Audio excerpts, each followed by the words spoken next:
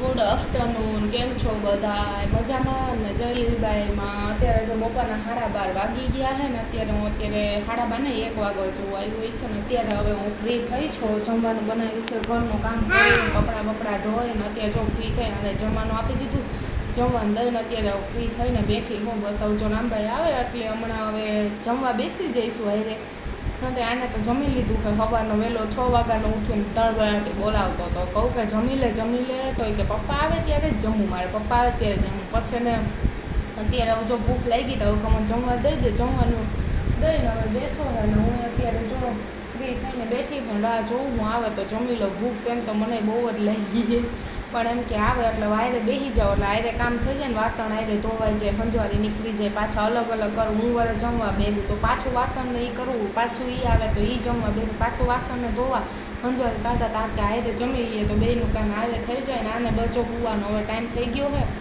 હમણાં આવે ને જમીને જાય એટલે પછી 1:30-2 વાગે એ સુઈ જાય. 4-5 વાગે ઉઠશે એટલે કાંઈ ટેન્શન નહીં. 4-5 વાગ્યા સુધી તો હું તો રહીશે.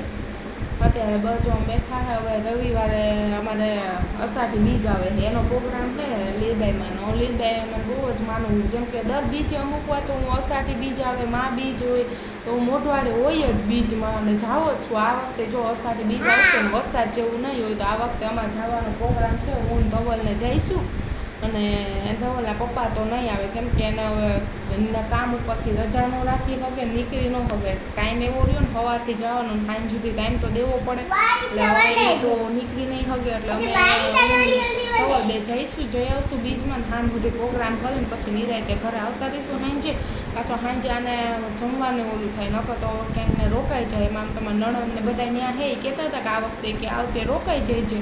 રોકાવાનું તો મન છે પણ હવે એમ કે જો રોકાઈ જાવ તો અને પછી ધવલના પપ્પાને જમવાનું ટેન્શન રહે કે હાનનું જમવાનું, દિવસના જમવાનું. એટલે હે ને બીજને કરી મોઢવાડે જાય, પછી ત્યાંથી ખીમેહર જઈ અને ખીમેહરથી નીકળીને પછી સાંજે 6-7 વાગ્યા અહીંયા આવતા રહીશું પાછા. બીજને કરીને પ્રોગ્રામે બહુ સારો થાય છે મોઢવાડા ગામનો ને માતાજી લીલબાઈનો એવો આમ હાસે એવો છે ને આમ એમ કેમ કે આમ પરચો બહુ સારો છે, માન્યતા બહુ સારી છે. એમ કે હું તો બહુ જ માનું લીલબાઈ માને એટલે મારે પહેલો વ્લોગ સ્ટાર્ટ થાય એટલે મારે પહેલાં માતાજી લીલબાઈનું નામ લેવાનું જ. હું હાલીને કેટલી વાર અમે અહીંથી હાલીને જઈએ તો એમાં મોઢવાડા સુધી અમે હાલીને જતા હોય. આમ તો હું એટલેથી વાં સુધી હાલું તો એવી થાકી જાઉં, હાલી જ ન હોવું, કાંઈ કામ કરું તો એવી થાકી જાઉં. હમણાં માંદી થઈ હતી ને એટલે બહુ એટલું હાલીને એમાંય હું થાકી જ જતી તરત, કાંઈ કામય ન થતું. ને આમ જ્યારે મોઢવાડે જાઉં ને લીલબાઈને માતાજીનું નામ લેતી જાઉં ને એટલે આખે રસ્તે થાકોડો જ ન લાગે. એમ થાય કે એટલે રસ્તે હાલી પણ એમ ન થાય કે આમ કાંઈ થાકી હો કે કાંઈ વસ્તુ. એટલે માતાજીનું એવું હોય કે જો સાચા મનેથી જાય ને એટલે માતાજી ગમે ત્યાં પોગાડી દે, વાંધો જ ન આવે. સાચા મનેથી માનવું જોઈએ. એટલે અમે બીજ હોય, અષાઢી બીજ હોય, મા બીજ હોય, તે દુનિયા બહુ જ મોટા મોટા પ્રોગ્રામો થાય ને અમે હું જાતી જ હોય ત્યાં જવાનું. આ વખતે જો અષાઢી બીજના રવિવારે હું જવાની જ છું, હું ધવલ બે. એમ કે વરસાદ ન આવે તો સારું જ છે, માતાજીને દયા છે. નહીં આવે તો અમે બીજે ત્યાં કરી આવશું ને સાંજ સુધી રખડીને નિરાંતે આવતા રહીશું ને સાંજે પાછા ઘરે. આને જતો ચારો ક્યાંય હચવાનું નામ નથી લેતો, બે હે ને ખેને જો હવે ચાલુ થયું એનું બધું.